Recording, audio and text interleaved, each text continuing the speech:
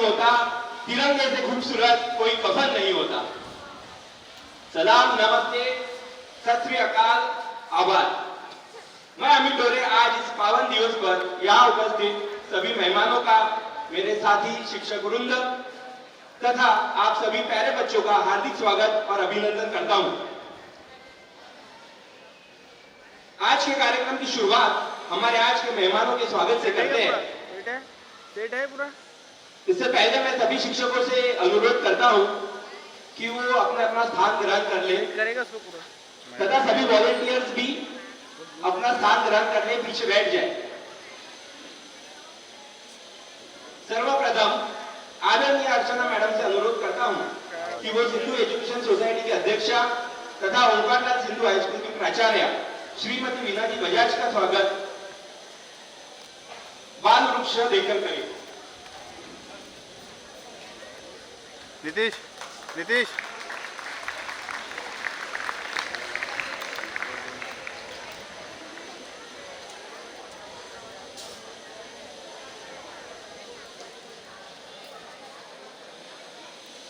इसके बाद आदरणीय सुमन रावत मैडम से अनुरोध है कि ओंकारनाथ हाई स्कूल की पर्यवेक्षक श्रीमती रतवानी मैडम का स्वागत बाल वृक्ष देकर करें।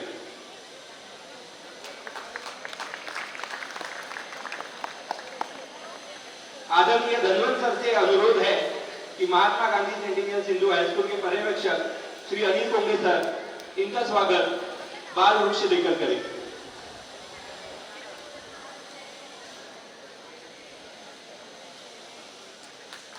आदरणीय एकता मैम से अनुरोध है कि Mahatma Gandhi centennial Sindhu high school की पर्यवेक्षक श्रीमती अर्चना मैडम का स्वागत बाल वृक्ष देकर करें।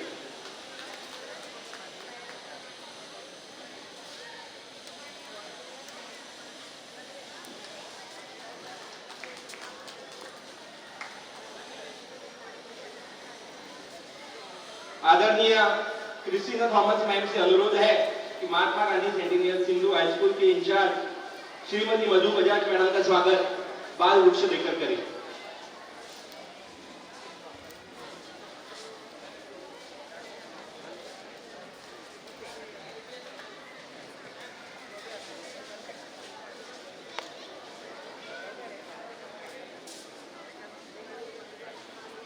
नीतीश यहाँ उपस्थित आप सभी लोग जानते हैं कि आज हम यहाँ कारगिल विजय दिवस मनाने एकत्रित हुए हैं।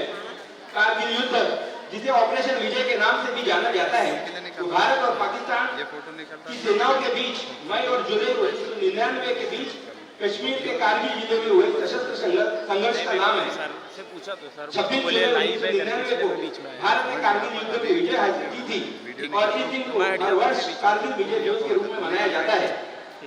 इस कारगिल जंग की कहानी आपको बताए इसके पहले महात्मा गांधी स्कूल के छात्रों ने एक स्किट तैयार किया है। मैं चाहता हूं कि ये प्रस्तुति आप सभी लोग यहाँ बैठकर देखें और उसका आनंद लें। सभी मेहमानों से निवेदन है कि स्टेज के लेफ्ट साइड में बैठने की जिसे सलाम, वो है भारत का सैनिक महान। रणभूमि में दुश्मन को जो चटाए धूल, वो है भारत का जवान, वो है भारत का जवान। सुप्रभात, नमस्कार। तो जैसे कि आप सभी जानते ही होंगे, आज कारगिल विजय दिवस है और हम सभी इसी दिवस को मनाने के लिए यहाँ पर एकत्रित हुए हैं। तो आइए आज हम उन वीर शहीदों को श्रद्धांजलि देते हैं। कारगिल विजय दिवस स्वतंत्र भारत के सभी देशवासियों के लिए एक बहुत ही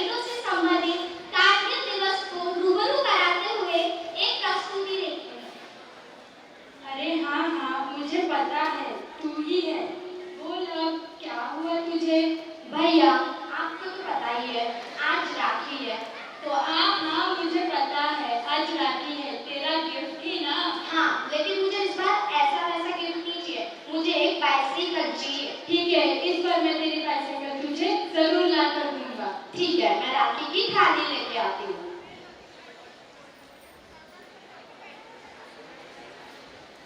हेलो, जय हिंद सर। ओके सर, जय हिंद। क्या हुआ भैया, किसका फोन था? बहना वो, क्या हुआ भैया, उदास नजर आ रहे हैं, बताइए ना किसका फोन था? मुझे बॉर्डर से फोन आया है, मुझे अभी जल्द से जल्द बॉर्डर पे जाना होगा। लेकिन आप अभी अभी तो आए हैं भैया, जाना जरूरी है क्या? मुझे देश की रक्षा के लिए जाना बहुत जरूरी है। ले जल्दी राखी बांध।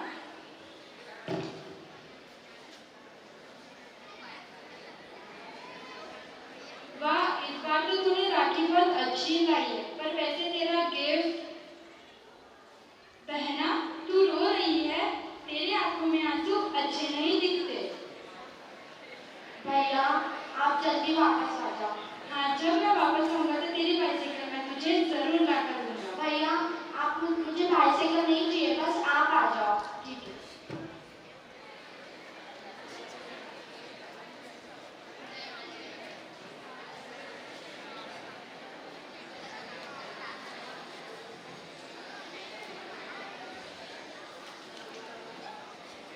आज मेरा बेटा ना बड़े दिनों बाद घर लौटा है। चलो रसोई घर में उसके लिए कुछ अच्छा बना लेती हूँ। ये छत फिर टपकने लगी। इसका तो हर बार का नाटक हो गया है। बरसात शुरू हुई नहीं कि मेरा सारा रसोई घर खराब कर देती है। बेटा राम जरा इधर आना।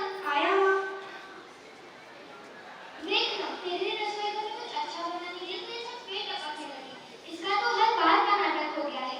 इस बार तू आया ही है तो ये छत ठीक कर देना। हाँ हाँ, मैं सुधारने वाला हूँ, सुधार देना। हाँ जय हिंद सर। ओके सर, जय हिंद। क्या हुआ बेटा राम, तुम बहुत परेशान नजर आ रहे हो? माँ, मुझे बहुत परेशान है। पर तू अभी अभी तो आया है। पर माँ, मुझे जाना है, मेरे ऊपर दो माँ की जिम्मेदारी है। अब मेरी सबसे ज्यादा जरूरत है।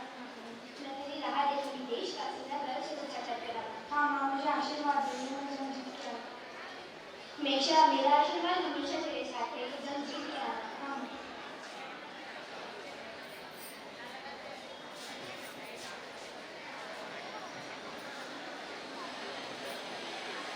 अरे हाँ भाई, बोलना। हाँ, बहुत दिनों बाद घर आए हो, मुझे बेटा हुआ है ना। हाँ, मिठाई देता हूँ ना घर आने के बाद। चल ठीक है, मैं घर के पास आ गया, तुझसे बाद में बात करता हूँ। अरे कहीं तुम्हारे पापा तो नहीं आए? चलो दरवाजा खोल के देखते हैं। अरे आप आ गए, आइए अंदर आइए। लाओ दो मेरे बेटे को। ये तो बिल्कुल मुझ पे गया है, देखना बड़े होके मेरे तरह ही देश का सिपाही बनेगा। हाँ बिल्कुल, आप ही पे गया है। बैठे, मैं आपके लिए पानी लेके आऊँ।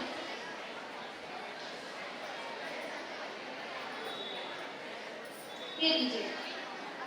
घर आके बहुत सुकून मिलता है।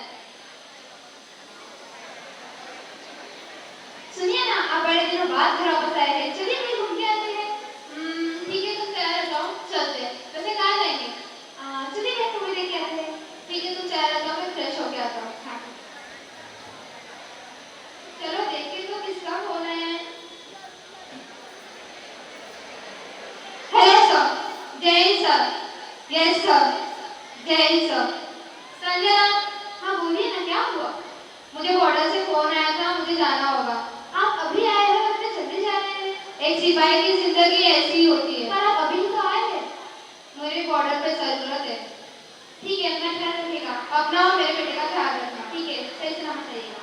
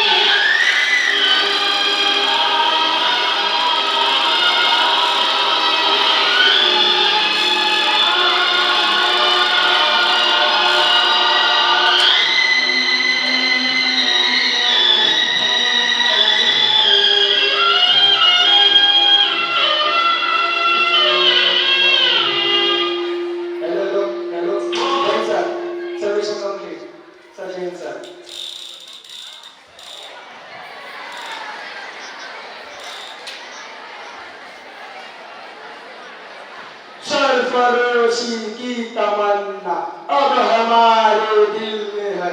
देखना है जोर कितना बाजुए का दिल में है। भारत माता की जय।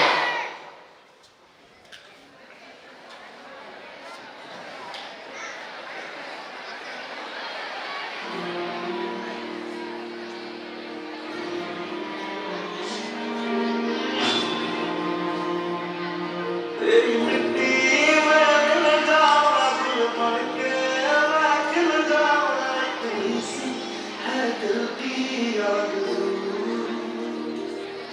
तेरी नदियों में बह जाऊं, तेरे खेतों में लहराऊं, इतनी सी है दिल की आरज़ू।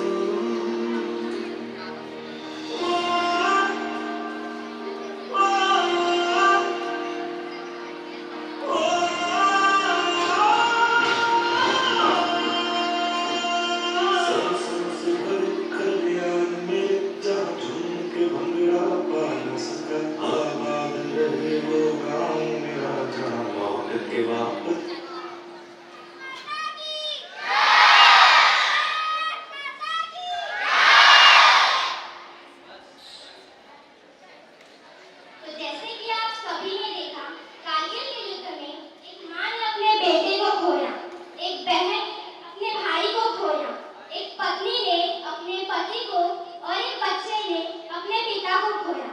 सैनिक न केवल वर्तमान बल्कि भविष्य की पीढ़ियों और सुरक्षित भविष्य के लिए अपने जीवन का बलिदान दे देते हैं। सैनिक जीवन और मृत्यु के बारे में सोचते नहीं हैं। उनके लिए उनका कर्तव्य सर्वोच्च है। बस अंत में मैं यही कहना चाहूंगी, तिरंगा ऊंचा लहराने की जिन्होंने मन में की ठानी, कारगिल का चप्पा चप्पा वो लिख गए विजय की कहानी। जो शहीद हुए हैं उनकी जरा याद करो कुर्बानी, जरा याद करो कुर्बानी। जय हिंद।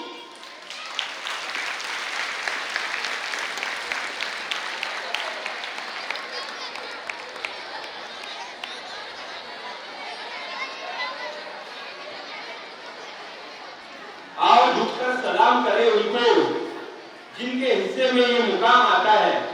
आओ झुककर सलाम करें उनको जिनके हिस्से में ये मुकाम आता है। कितने खुशनसीब है वो लोग जिनका खून वतन के काम आता है, जिनका खून वतन के काम आता है। मित्रों, यह प्रस्तुति जो अभी आपने देखी उसे ये स्वरूप दिया है अर्चना मैडम तथा स्नेहा मैडम ने। मित्रों, कारगिल जंग की कहानी भारतीय सैनिकों के अदम्य साहस, वीरता की पराकाष्ठा और देशभक्ति के जुनून की कहानी है। इस कहानी को आपको समझाने के लिए थोड़ा सा इतिहास में पीछे लेके चलता हूं। 2 जुलाई 1972 में भारत और पाकिस्तान के बीच एक समझौता हुआ था, जिस समझौते का नाम था शिमला अग्रीमेंट। शिमला में यह अग्रीमेंट हुआ था इंडिया और पाकिस्तान के बीच में कि जो एक्चुअल लाइन ऑफ कंट्रोल है, उस लाइन ऑफ कंट्रोल को दोनों सेनाओं में से कोई भी लांघेगा नहीं, उसका वायलेशन नहीं होगा। बट पाकिस्तान ने ये वायलेशन कई बार किया और कितने ईमानदारी से शिमला पैक्ट को निभाया ये हम सभी जानते हैं। अब बात करते हैं कारगिल की। भारत के उत्तरी छोर की जो पीक्स है, लेह, लद्दाख, कारगिल, द्रास, श्रीनगर, ये करीब 300 किलोमीटर की सरहद है। और ये 300 किलोमीटर का जो एरिया है, उन सभी पीक्स पर जो सैनिक रहते हैं उसको फॉरवर्ड बेस कहा जाता है। इस फॉरवर्ड बेस का एक अग्रीमेंट भारत और पाकिस्तान के बीच में ये भी रहा है हमेशा से कि विंटर्स में जब वहां पे टेम्परेचर -40 डिग्री तक चले जाता है तो दोनों ओर की सेनाएं, पाकिस्तान और भारत की सेनाएं विंटर्स में ये कोर्स छोड़कर वापस आ जाती है। इसका सबसे बड़ा कारण यह है कि विंटर में यहाँ पे जाने वाला जो रास्ता है वो रास्ता पूरा बर्फ से ढक जाता है, इसलिए बाय रोड कोई भी चीज वहां पहुंचाना पॉसिबल नहीं है। अगर सैनिक टॉप पे वहां पे रह रहे हैं तो उनके लिए राशन वगैरह पहुंचाना बहुत जरूरी रहता है और इस मौसम में ये सिर्फ हेलीकॉप्टर के थ्रू हो सकता है। और हेलीकॉप्टर से ये राशन पहुंचाने का मतलब है कि उस जमाने में भी 1999 के करीब भी करीब 11 से 12 करोड़ का खर्चा। इसलिए दोनों सेनाओं ने ये तय किया कि विंटर जैसे आएंगे तब हम वापस आ जाएंगे और समर्स में फिर से अपने पोस्ट पर पहुंच जाएंगे। बट 1998 के समर में इंडियन ट्रूप्स वापस आए, विंटर में वापस आए।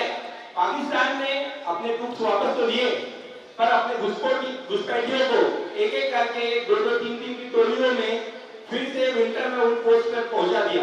और ना सिर्फ उनकी पोस्ट पर, भारत की जो पोस्ट थी उन पोस्ट को भी उन्होंने कैप्चर कर लिया। और ये बहुत ही एक सोची समझी साजिश थी पाकिस्तान की कि कैसे लद्दाख जो भारत का हिस्सा है, लद्दाख और सियाचिन हिस्से को भारत से अलग करना, इसके लिए ये चाल चली गई थी। और जब तक भारत को इस बात के बारे में पता चले, करीब करीब 130 जो फॉरवर्ड पोस्ट थी इंडिया की, उन सब पर पाकिस्तान ने कब्जा जमा लिया था। इस कहानी को आगे बढ़ाने से पहले मैं किरतारू सर से निवेदन करता हूँ कि वो यहाँ पर एक देशभक्ति से भरा गीत पेश करें। ओ देश मेरे तेरी शान पे सदके,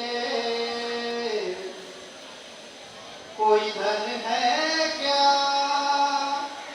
तेरी धूल से बढ़ के, तेरी धूप से रोशन तेरी हवा पे जिंदा, तू बाग है मेरा मैं तेरा परिंदा। ओ देश मेरे तेरी शान पे सदके, कोई धन है क्या तेरी धूल से बढ़ के, तेरी धूप से रोशन तेरी हवा पे जिंदा, तू बाग है मेरा मैं तेरा परिंदा। है घर तेरी दीवाने की जहाँ वो सुहानी देखी, एक रोज बनी मेरी शाम को, कभी याद करे तो जमाना माटी पे मर मिट जाना, जिक्र में शामिल मेरा नाम को। ओ देश मेरे, ओ देश मेरे तेरी शान पे सदके, कोई धुन है क्या तेरी धूल से बढ़ के, तेरी धूप से रोशन तेरी हवा पे जिंदा, तू बाग है मेरा मैं तेरा परिंदा, मैं तेरा परिंदा, मैं तेरा परिंदा।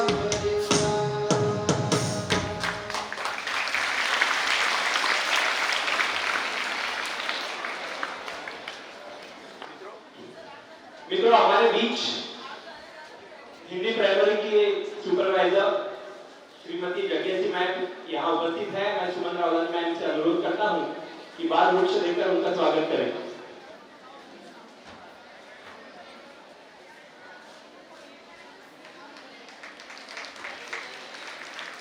क्या तालियां नहीं बजाना है?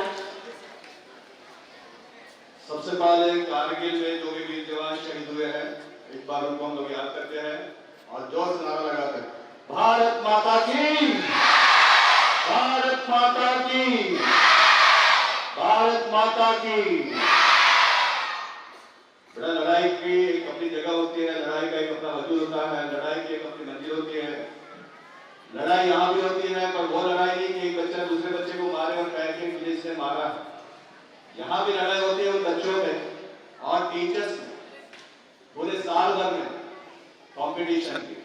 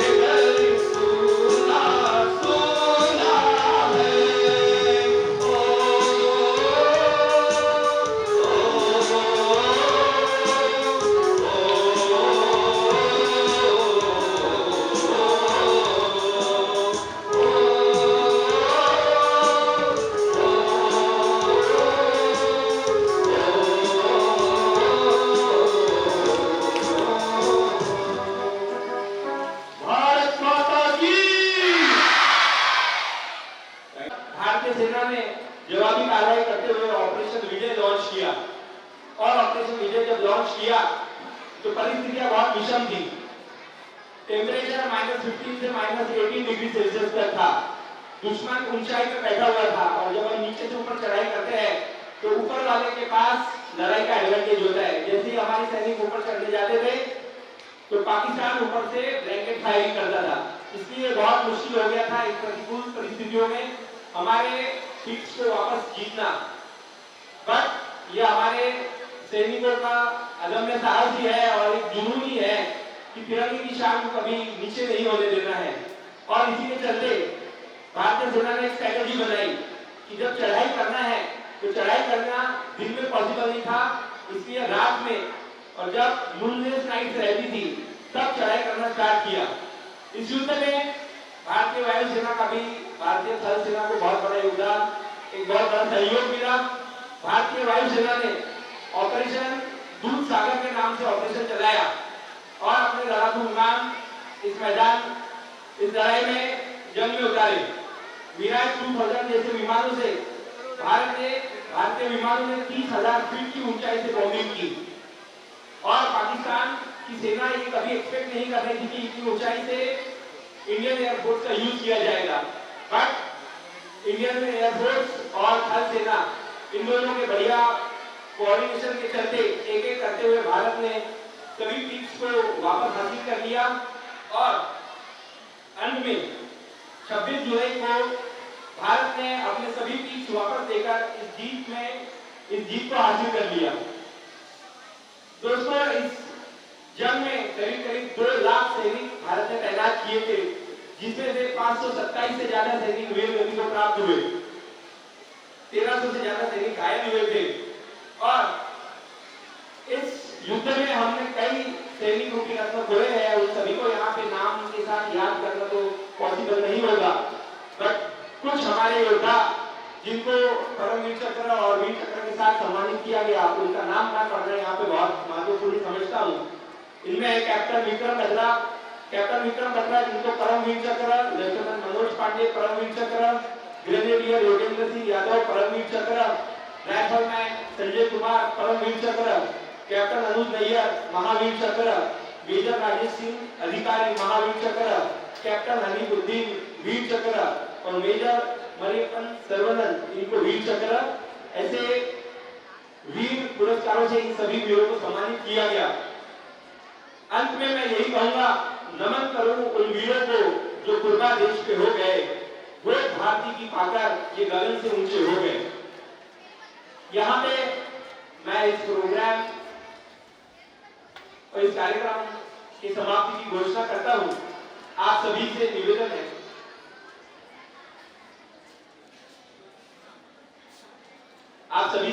है कि आपको अपने स्थान पर बैठकर 2 मिनट के लिए मौन प्रेयर कर इन सभी हमारे जाबाज सिपाहियों के शहीदों को हमें श्रद्धांजलि अर्पण करना है। सभी लोग बैठे सावधान, मौन प्रेयर स्टार्ट।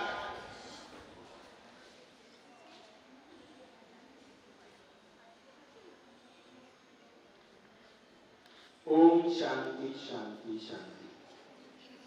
धन्यवाद मित्रों, यहाँ पर ये प्रोग्राम समाप्ति की ओर बढ़ रहा है, पर इस प्रोग्राम में जिन भी लोगों ने जिस भी तरीके से सहयोग किया है उनको वोट ऑफ थैंक्स देने के लिए मैं सादर आमंत्रित करता हूँ महेंद्र शाह मैम को। Thank you sir. ये जो प्रोग्राम था बेटा, ये आप लोगों के लिए स्पेशली हम लोगों ने कॉन्सेप्चुअलाइज किया था। इसका रीजन एक ही है कि आप लोगों को बहुत अच्छे से समझ में आए कि किस प्रकार से हमारी फिर से स्वतंत्रता के लिए, क्योंकि कहीं ना कहीं प्रॉब्लम बहुत बड़ी थी और उसको सॉल्व करने के लिए किस प्रकार से हमारे शहीदों ने अपनी शहादत दी। तो सबसे पहले मैं थैंक यू कहना चाहूँगी हमारे सुपरवाइजर्स कोहली सर को और अर्चना मिस्त्री मैम को। उसके बाद जो यहाँ पे स्किट यहाँ पे आपके सामने लाया गया, that was conceptualized totally by Sneha ma'am and Archana Hazare ma'am. I'll also thank the Red House team, the whole Red House team and the Supremo Thomas ma'am, and last but not the least, I would wish to thank Amit Dole sir for such flawless hosting. So मैं इसके साथ ही Tommy sir से request करूंगी कि वो Amit sir जिन्होंने आज इतनी अच्छी स्टोरीज आपको बिल्कुल ग्राउंड रियलिटी से जुड़ी हुई स्टोरीज आपको बताई है कारगिल युद्ध के बारे में, मैं उनसे रिक्वेस्ट करूंगी कि वो पालपुष्प देकर उनका स्वागत करें। And thank you to all of you for being such nice audience. Thank you so much.